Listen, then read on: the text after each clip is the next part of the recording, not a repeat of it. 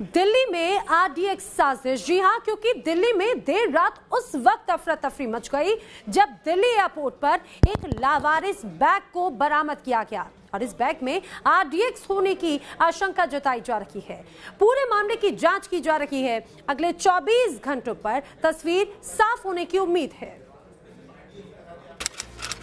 वक्त रात 1 बजे, जगह दिल्ली इंटरनेशनल एयरपोर्ट का टर्मिनल नंबर 3। दिल्ली एयरपोर्ट पर अफरा तफरी की तस्वीर। डॉग स्क्वाड की टीम, बम डिस्पोजल स्क्वाड, जवानों की तैनाती। एयरपोर्ट पर आधी रात यह सख्रता देखी गई एक खबर के बाद। रात 1 बजे का ही वक्त था जब एयरपोर्ट पर तैनात सीआईएसएफ के कांस्टेबल ने संदिग्ध बैग को देखा। उसने अपने साथियों को इत्तला दी और उसके बाद बम डिस्पोजल स्क्वाड और डॉग स्क्वाड को बुलाया गया। दिल्ली पुलिस और अन्य सुरक्षा भी यहाँ पे दिल्ली के टर्मिनल T3 एयरपोर्ट पे बढ़ा दी गई है। मौके पर इस वक्त हम मौजूद है। ये T4 पिलर जो सामने आप देख रहे हैं, ये वो T4 पिलर है। T3 का ये पिलर नंबर 4 है, जहाँ पर लावारिस बैग मिला था। फिलहाल वो बैग यहाँ पर किस तरह से पहुंचा, कौन लेकर गए, इन तमाम पहलुओं पर भी पुलिस और सीआईएसएफ टीम के अधिकारी जाँच कर रहे हैं। मिली जानकारी के मुताबिक टर्मिनल 3 के अरावल पॉइंट के गेट नंबर 2 के बाहर लावारिस बैग मिला। सीआईएसएफ को जानकारी मिलने के बाद जरूरी कार्रवाई शुरू हुई।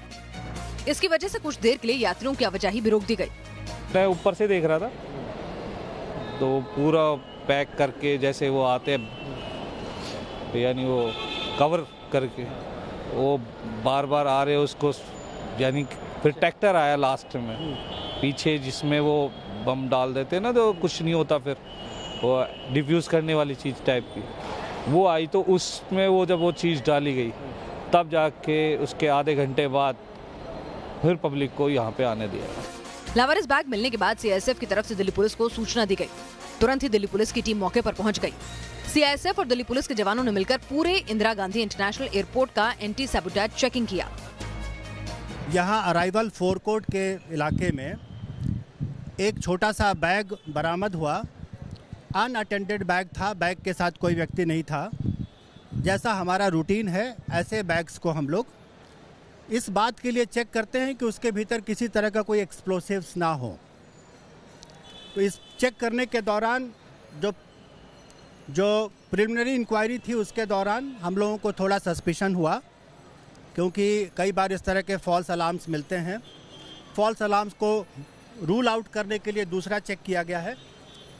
अभी तक हम आपको सिर्फ इतना बता सकते हैं कि यह बैग हमारे लिए एक सस्पेक्ट बैग है। इस बैग के भीतर में कुछ भी हो सकता है। बैग के भीतर में खाना और कपड़े हो सकते हैं।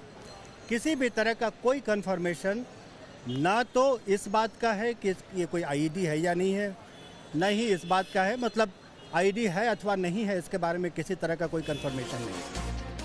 मिली जानकारी के मुताबिक बैग में आरडीएक्स होने की आशंका इसलिए जताई जा रही है क्योंकि सीआईएसएफ अधिकारियों को बिजली के तार जैसी चीज का एहसास हुआ। बैग को खोले बगैर 24 घंटे की निगरानी में कूलिंग पिट पर रखा गया है। 24 घंटे के बाद ही बैग में क्या है इसकी जानकारी मिल पाएगी। एयरपोर्ट के लोगों को या आम आदमी को, भारत के आम नागरिकों को यही कहना चाहता हूं कि किसी तरह का कोई खतरा या डर का कोई मसला नहीं है। अगर कोई एक बैग कहीं बरामद हुआ तो दिए हुए तरीके के मुताबिक पूरी कार्रवाई की जा चुकी है।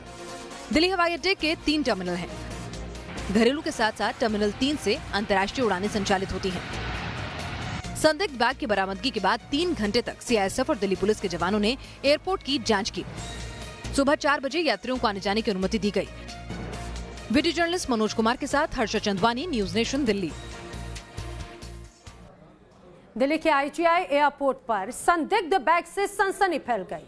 अब हम आपको डेमो के जरिए समझाते हैं कि आखिर कैसे किसी जगह पर बम मिलने पर एजेंसियां उसे डिफ्यूज करती हैं। हमारे सहयोगी रुमान उल्ला खान की एक्सक्लूसिव रिपोर्ट आप देखिए। सीआईएसएफ किस तरह से फुल प्रूफ सुरक्षा कवच उन जगहों को देती है जहां पर सीआईएसएफ ड्यूटी में तैनात रहती है, इसकी बानगी दिल्ली एयरपोर्ट पर भी आज देखने को मिली।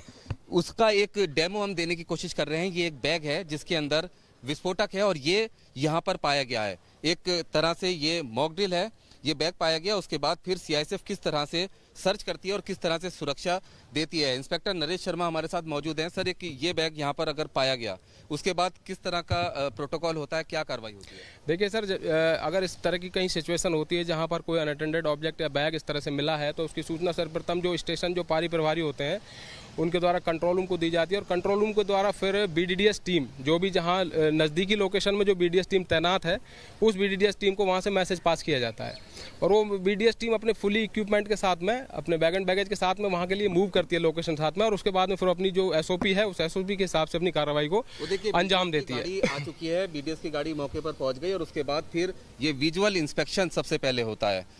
सब इस कार्रवाई में जो ये पूरी कार्रवाई होती है, इसमें सबसे पहले बॉम्ब टेक्नीशियन जो बॉम्ब सूट धारण करने के बाद में उस ऑब्जेक्ट का विजुअल इंस्पेक्शन करता है। उसके दौरान ये देखा जाता है कि उस कितना उसमें उसको संदेह लग रहा है या उसमें उस तरह की कोई ऑब्जेक्ट जो कोई युक्ति उसके अंदर किस तरह की दिखाई दे रही है। अगर ऐसा कुछ है तो जो टेक्नीशियन आए हैं आपके बॉम्ब सूट पहनकर, एक वायर जुड़ा हुआ है, और क्या देख रहे हैं उस बैग में? ये वायर जो है ये इनका कम्युनिकेशन सेट का वायर है। पीछे इनके करीब 50 फीट की दूरी पर एक कमांड पोस्ट स्थापित की गई है, जहां इनका इंचार्ज जो है इनसे रेगुलर बात कर रहा है, और ये अपने जो भी यहाँ देख पा रहे हैं उसकी सारी सूचना अपने कमांड पोस्ट पर अपने इंचार्ज को पास कर रहे हैं। तो और उसके बैग है, क्या इससे कुछ सिग्नल्स वगैरह भी इनको मिल रहे हैं? हाँ, ये देख रहे हैं, और इसके आसपास में अगर इस तरह का कुछ भी दिखाई दे रहा है तो उसकी भी सूचना अपने इंचार्ज को कमांड पोस्ट पर पास कर रहे हैं।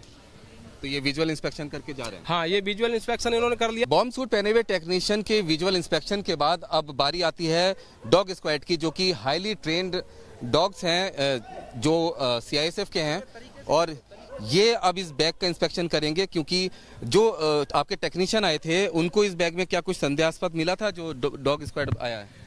अभी उन्होंने पूरी तरह से अपना जो है विचार नहीं रखा है, वो अभी गए, फर्दर इसकी जांच जारी है। अभी इस पे और 2-3 तरह के इक्विपमेंट्स अप्लाई किए जाएंगे और डॉग द्वारा इसको चेक किया जाएगा, उसके बाद फाइनल निर्णय तक पहुंचा जाएगा। अच्छा, जो डॉग स्क्वाड है आपकी, ये हाईली ट्रेंड आपके डॉग है, ये RDX उसके अंदर है बैग के अंदर, तो उसको किस तरह से डिटेक्ट करेगा, क्या सिग्नल होगा? ये सिग्नल इसको अगर ऐसा लगता है कि बैग के अंदर में कुछ है तो ये वहाँ पे अपना सिग्नल दे दे, या तो बैठेगा, या तो कई तरह के डॉग भौंकते हैं, कई तरह के डॉग बैठ करके सिग्नल देते हैं।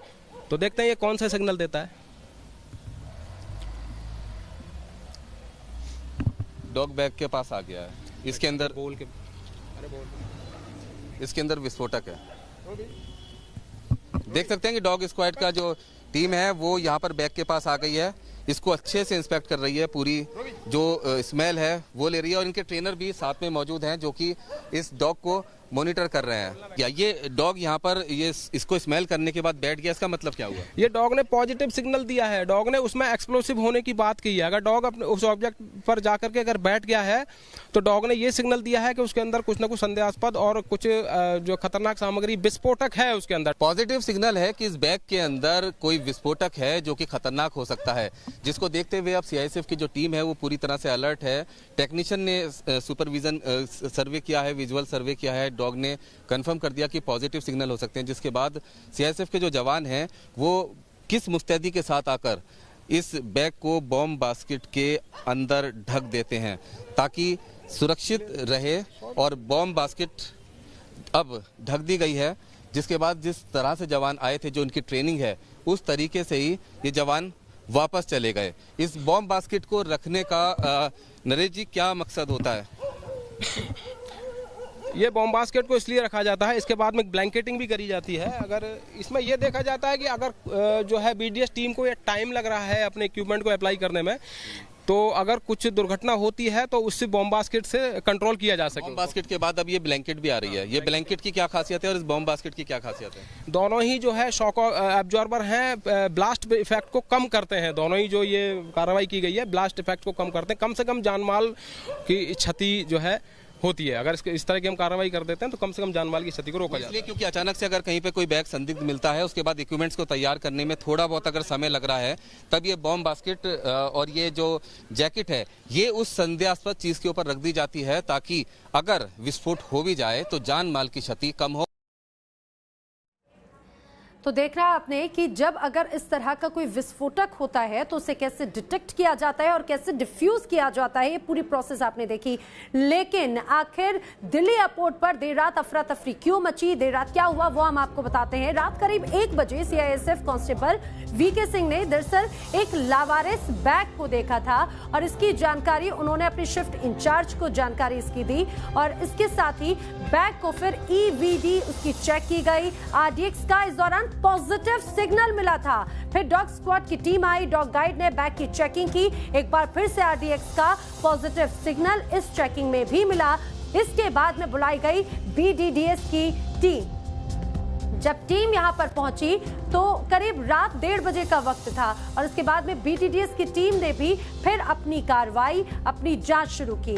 बीडीडीएस की टीम इसके बाद में इस बैग को अपने साथ ले गई और आगे की अगर प्रक्रिया की बात करें तो रात लगभग 2:55 पर टीसीवी की मदद से बैग को कूलिंग पिट में डाला गया।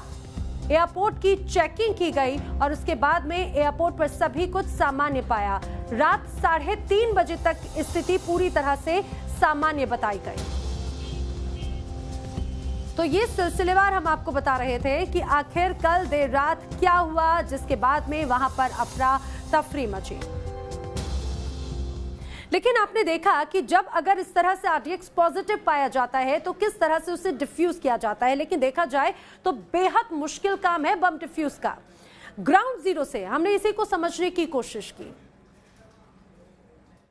एक्सप्लोसिव वेपर डिटेक्टर जो कि मेन इक्विपमेंट है बॉम्ब डिस्पोजल स्क्वाड टीम का, जिससे कि तमाम चीज़ें पता चलती हैं कि अंदर क्या चीज़ है, इसके अंदर जो विस्फोटक है उसके बारे में अब ये जो टेक्नीशियन है बॉम्ब सूट पहनकर ईवीडी के साथ मौजूद हैं, जिससे कि इसके वेपर्स और तमाम रेडिएशंस की जांच की जा रही है। सर, कैसे पता चलता है कि इसके अंदर क्या है, ये ईवीडी किस तरह काम करता है? ये वेपर मोड में काम करता है और वेपर को अपने आप अंदर लेकर के उसमें प्रतिक्रिया के द्वारा ये लगी हुई स्क्रीन पर अपना सिग्नल प्रस्तुत करता है। अगर किस तरह के सिग्नल आते हैं, जैसे कि इस बैग के अंदर आरडीएक्स है तो किस तरह का सिग्नल है? उसमें एक ग्राफ मेंटेन होता है, ग्राफ द्वारा बताया जाएगा, उसकी डेंसिटी बताई जाती है कि इसके अंदर में हाई एक्सप्लोसिव है या लो एक्सप्लोसिव है या किस तरह का इसमें एक्सप्लोसिव। आप देख सकते हैं कि एक तरह का ग्राफ बन रहा है स्क्रीन के ऊपर। ये ईवीडी एक्सप्लोसिव वेपर डिटेक्टर जो कि इस बैग के अंदर क्या कुछ है वो ग्राफ दिखा रहा है। जो ये बॉम्ब सूट है सर, जो टेक्नीशियन ने पहना हुआ है, ये कितना मजबूत होता है और कितना सुरक्षित होता है? ये करीब 400 ग्राम एक्सप्लोसिव की क्षमता इसकी होती है। 400 ग्राम तक एक्सप्लोसिव को ये सहन कर सकता है। उसके ज़्यादा अगर एक्सप्लोसिव की मात्रा है तो फिर इसमें इसका इफेक्ट थोड़ा कम हो जाता है। 400 ग्राम तक इसको द्वारा कोई हानि नहीं होती है। ठीक है, ये ईवीडी में ग्राफ आया है, जिसके बाद सर क्या ग्राफ आया थोड़ा बताइए आप मुझे देखकर। दिल्ली एयरपोर्ट पर भी जो बैग मिला था उसके अंदर भी ईवीडी ने ही पॉजिटिव सिग्नल दिए थे कि इसके अंदर आरडीएक्स है और अब ईवीडी में सिग्नल दिखा रहे हैं, ग्राफ बढ़ गया है। किस तरह का ग्राफ आया ये? देखिए आप इसमें देख सकते हैं, ये जो है एक खड़ी हुई रेखा जो दिखाई दे रही है, इसका मतलब है कि इसके अंदर कोई ना कोई एक्सप्लोसिव है, कोई हैवी एक्सप्लोसिव है। हैवी क्या क्या हो सकता है? जो आरडीएक्स हो सकता है, टीएनटी हो सकता है, पीईटीएन हो सकता है। तो इस तरह का सिग्नल इसने दिया है कि इसके अंदर भारी या हैवी एक्सप्लोसिव है। जो तो इसके अंदर हैवी एक्सप्लोसिव आया है जो कि सीआईएसएफ की बॉम्ब डिस्पोजल स्क्वाड ने डिटेक्ट किया है, पॉजिटिव सिग्नल दिए, जिसके बाद आप देख सकते हैं कि वापस जा रहे हैं जो टेक्नीशियन हैं, वो वापस अपने बेस पर जा रहे हैं। और जो इनके साथ मैं आपको दिखाना चाहूँगा आगे कि कम्युनिकेशन किस तरह से हो रहा था। ये तार के थ्रू कम्युनिकेशन था और इनके जो हैंडलर हैं वो कम्युनिकेशन में पूरी तरह से बातचीत कर रहे थे कि किस तरह से क्या कुछ किया जाए। अब जिस तरह से डॉग स्क्वाड ने भी पॉजिटिव सिग्नल दिए हैं कि उसके अंदर विस्फोटक है जो कि आरडीएक्स हो सकता है, और ईवीडी ने भी पॉजिटिव सिग्नल दिए हैं, जिसके बाद अब जो ये संदिग्ध बैग है इसको एक विशेष वाहन में रखकर आइसोलेटेड जगह पर ले जाया जाएगा, जहां पर कूलिंग पिट में इसको 24 घंटे रखा जाएगा, जिसके बाद ये फैसला किया जाएगा कि क्या इसको डिफ्यूज करना है या किस तरीके से इस विस्फोटक को खत्म करना है, ताकि किसी भी तरह से ये आगे नुकसान ना पहुंचा सके। वीडियो जर्नलिस्ट जगदीश चंद के साथ रुमान उल्लाह खान, न्यूज नेशन, दिल्ली। तो आपने देखा कि किस तरह से अगर कोई इस तरह से आरडीएक्स अगर यहाँ पर पाया जाता है तो कैसे डिटेक्ट किया जाता है, और डेमो के जरिए आपने देखा भी कि उसे डिफ्यूज किस तरह से किया जाता है। लेकिन त्योहार का वक्त है, अब ऐसे में दिल्ली के इंदिरा गांधी इंटरनेशनल एयरपोर्ट पर जब ये संदिग्ध बैग मिला तो उससे वहां पर सनसनी फैल गई, और विस्फोटक वाले बैग के टर्मिनल तक पहुंचने पर भी अब सवाल उठाए जा रहे हैं। ज्यादा जानकारी दे रही है हमारी सहयोगी हर्षा चंदवानी। दिल्ली में आज एक बड़ा आतंकी हमला टल गया, लेकिन जिस तरह से एयरपोर्ट पे सिक्योरिटी की बात की जाए तो सिक्योरिटी में क्या तमाम चीज़ें होती है। इस वक्त हम कार से हैं और हम दिल्ली एयरपोर्ट की तरफ इंटर कर रहे हैं। किस तरह से गाड़ियों की चेकिंग होती है वो हम आपको दिखा दें। ये 3-वे ब्रेकर्स हैं जिसके माध्यम से पूरी गाड़ी गुजरती है। जितने भी CISF की टीम यहाँ पे तैनात है मुस्तैदी से, वो गाड़ी को बाहरी तौर पर तो चेक किया जाता है, लेकिन गाड़ी की डिक्की में क्या रखा है, सामान क्या रखे हैं, वो तमाम चीज़ों को थॉरोली चेक नहीं किया जाता है। गाड़ी यहाँ से सीधा होते हुए टर्मिनल T3 की तरफ हम जा रहे हैं, टर्मिनल T3 की तरफ, जहां पर संदिग्ध बैग यानी कि लावारिस बैग जहां पर देर रात पाया गया था। और ये पूरा रूट है वो एक मेजर सिक्योरिटी एरिया है जो अभी हमने पास किया है। वहां से लेकर के सीधे हम एयरपोर्ट के अराइवल एरिया तक जाएंगे, और पूरे रूट में बीच में कहीं पर कोई भी सिक्योरिटी नहीं है। आगे जा करके सिर्फ कमर्शियल और जो निजी गाड़ियां हैं उनका एक अलग अलग डिवीजन दिखेगा गाड़ियों के जाने के लिए। वहां पे जो एयरपोर्ट के लोग हैं, जो एयरपोर्ट की जो लोकल स्टाफ है वो तो तैनात है, लेकिन वहां पे भी गाड़ी थॉरोली चेक नहीं होती है। यहाँ से सीधा गाड़ी सीधे टर्मिनल यानी कि अराइवल और डिपार्चर पे पहुंचेगी। तो हम अराइवल पे ही पहुंचते हैं और देखते हैं कि आखिरकार वहां पे सिक्योरिटी किस तरह से तैनात है, मुस्तैद है कि नहीं, आखिरकार इतना बड़ा सिक्योरिटी लैप्स क्यों हुआ। तो एयरपोर्ट में हम बाहर से अंदर की तरफ आ गए हैं। अब हम टर्मिनल T3 के अराइवल पर पहुंच गए हैं। बाहर से अंदर आने तक हमें 2-वे सिक्योरिटी दिखती है जहां पे बैरिगेटिंग की गई है। एक जगह पर CISF की टीम दिखती है, दूसरी जगह पे एयरपोर्ट का लोकल स्टाफ दिखता है, लेकिन कहीं पर भी गाड़ियों की थॉरो चेकिंग नहीं की जाती है। और इसलिए हम सीधा पहुंच गए टर्मिनल T3 के अराइवल पे, और मेरे लेफ्ट हैंड साइड में ही यहाँ पर टर्मिनल T3 का पिलर नंबर 4 है जिसे देखा जा सकता है। और टर्मिनल T3 के पिलर नंबर 4 पर ही वो लावारिस बैग मिला था, अनअटेंडेड बैग मिला था, जिसे कि बाद में CISF की टीम ने बॉम्ब स्क्वाड को बुलाया, स्निफर डॉग्स को बुलाया, उसकी थॉरो चेकिंग कराई। शुरुआती कॉन्फर्मेशन अभी किसी तरह की नहीं की गई है, लेकिन बॉम्ब स्क्वाड टीम और स्निफर डॉग्स की रिपोर्ट के मुताबिक वहां उसमें पॉजिटिव सिग्नल्स मिले हैं विस्फोटक के। तो हम पिलर नंबर 4 की तरफ चलते हैं और देखते हैं कि वहां तक पहुंचने में भी क्या सिक्योरिटी लैप्स है। अब हम पहुंच चुके हैं। सारे बैरिकेड्स को क्रॉस करने के बाद हम टर्मिनल 3 के अराइवल पर पहुंच गए हैं। मेरे पीछे जो पिलर नंबर 4 आप देख रहे हैं, पिलर नंबर 4 के जस्ट बगल में जो सिटिंग एरिया दिख रहे हैं, सिटिंग एरिया पर ही वो ब्लैक कलर का ट्रॉली बैग यानी कि लावारिस ट्रॉली बैग इसी जगह पर पाया गया था। इस एरिया को हालांकि जो एयरपोर्ट अथॉरिटी की टीम है उनके द्वारा इस पूरे एरिया को कवर किया जा रहा है, लेकिन ये कितना बड़ा सिक्योरिटी लैब से अपने आप में समझा जा सकता है। बाहर से अंदर आना कितना आसान है, किसी भी जगह कोई थॉरो चेकिंग नहीं हुई। अगर CCTV कैमरे की बात की जाए तो उस तरफ यानी कि मेरे दाएं तरफ पिलर नंबर 2 पर, पिलर नंबर 2 के ऊपर, और पिलर नंबर 2 से राइट की तरफ यानी कि पिलर नंबर 5 से जब हम आगे जाते हैं तो 3-4 जगह CCTV कैमरे इंस्टॉल्ड हैं, लेकिन किसी भी चीज़ की प्रॉपर चेकिंग नहीं की जा रही। यानी कि बाहर की तरफ से जो बैग्स अंदर आ रहे हैं, जो अराइवल पे लोग रिसीव करने के लिए लोगों को आ रहे हैं, वो कितनी आसानी से इस अराइवल गेट पर खड़े हो सकते हैं, पिलर नंबर 4 तक जा सकते हैं या किसी के पिलर पे जा सकते हैं, आराम से बैठ सकते हैं। कहीं पर भी कोई सिक्योरिटी मुस्तैद नहीं है, ना यहाँ पे कोई CISF की टीम थॉरोली घूम रही है। CISF के अधिकारियों की माने, CISF की टीम की माने जो एयरपोर्ट पे तैनात है वो राउंड एंड राउंड यहाँ पे लगातार राउंड्स लगा रही हैं, लेकिन एक जगह पर कोई डिप्यूटेड नहीं है। यानी कि किसी भी गेट से कोई आ करके कैसे भी बैठ सकता है, कैसे भी इंटर कर सकता है और सामान रख सकता है। यही वो इतना बड़ा सिक्योरिटी लैब्स है जिसकी वजह से इतना बड़ा आतंकी हमला हो सकता था जो कि टल गया। लेकिन जिस तरह से जो बैग मिला, जो ट्रॉली बैग मिला, उसके अंदर अभी भी विस्फोटक की संभावना है। CISF की पूरी टीम ने जो उस बैग है उसको कूलिंग पिट में रख दिया है, उसकी पूरी जांच चल रही है। सामान बाहर से अंदर तक कैसे पहुंचा उसकी जांच की जा रही है। लेकिन सवाल अब भी यही है कि एयरपोर्ट के बाहर से लेकर के एयरपोर्ट के अंदर तक आना किसी के लिए भी कितना आसान है। ऐसे में कोई भी संदिग्ध वस्तु फ्यूचर में भी एयरपोर्ट के अंदर तक आ सकती है। ज़रूरी है कि मुस्तैदी की जाए, सुरक्षा बलों को मुस्तैदी से तैनात किया जाए, क्योंकि यहाँ पे फिलहाल कोई भी सुरक्षा बल मुस्तैदी से तैनात हमें नजर नहीं आ रहा है। दिल्ली से वीडियो जर्नलिस्ट मनोज कुमार के साथ हर्ष चंदवानी, न्यूज़ नेशन। तो आपने देखा कि किस तरह से एक लावारिस बैग टर्मिनल 3 पर यहाँ पर पाया गया और उस बैग में RDX होने की बात कही गई। RDX की बात जरूर करना चाहिए क्योंकि ये बेहद खतरनाक होता है। RDX के जरिए ही कई बार हिंदुस्तान को दहलाने की कोशिश की जा चुकी है। इन तस्वीरों को नहीं भूला है हिंदुस्तान। जम्मू कश्मीर में हुआ सबसे बड़ा आतंकी हमला। 40 जवानों की शहादत को हमेशा याद रखेगा ये मुल्क। जम्मू कश्मीर में आतंकियों ने यह हमला किया था RDX के जरिए। ये विस्फोटक कितना खतरनाक है, हमले की जद में आए इलाके को देखकर समझा जा सकता है। माना जाता है कि RDX का विस्फोट इतना खतरनाक होता है कि उसकी जद में अगर फौलाद भी आ जाए तो पिघल जाए। ये विस्फोटक मजबूत से मजबूत कंक्रीट और स्टील को भी पल भर में पिघलाने की क्षमता रखता है। भारत में RDX का इस्तेमाल पुलवामा के पहले भी हो चुका है। पहली बार मुल्क को RDX की विनाशकारी ताकत का उस वक्त एहसास हुआ था जब 1993 में सीरियल बम ब्लास्ट से दहली थी देश की औद्योगिक राजधानी मुंबई। 2 घंटे 10 मिनट के अंदर एक के बाद एक 12 धमाके हुए थे और इसमें 250 से ज्यादा लोग मारे गए थे। बड़ी मात्रा में RDX का इस्तेमाल सबसे पहले वर्ल्ड वॉर 2 में किया गया था। इसके बाद कई मुल्कों की सेना इसका उपयोग नियंत्रित विस्फोट करने के लिए करती है। RDX का फुल फॉर्म है रिसर्च एंड डेवलपमेंट एक्सप्लोजिव। 1899 में इसका आविष्कार हुआ था। इस विस्फोटक को संयुक्त राज्य अमेरिका में साइक्लोनाइट कहते हैं, जर्मनी में इसे हेक्सोजेन तो इटली में T4 कहते हैं। नाम जो भी हो, लेकिन आज के दौर में यह विस्फोटक आतंक का प्रतीक बन चुका है। मौजूदा दौर में आतंकी इस विस्फोटक का इस्तेमाल निर्दोष नागरिकों को निशाना बनाने के लिए करते हैं। Team news nation.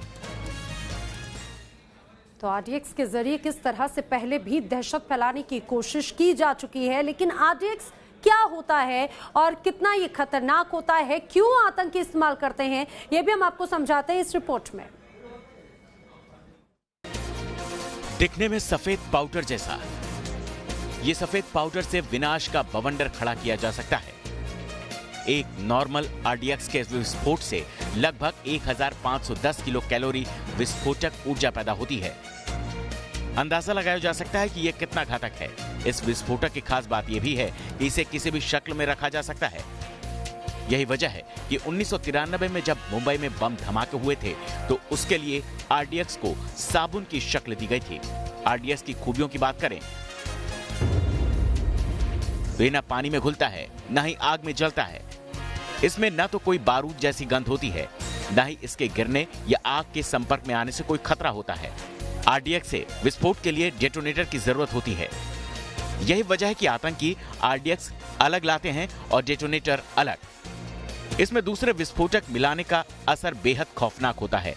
आतंकी संगठन पॉलीब्यूटेनिक एक्रिलिक एसिड जैसे पदार्थ मिलाते हैं, जिससे विस्फोटक का असर कई गुना बढ़ जाता है।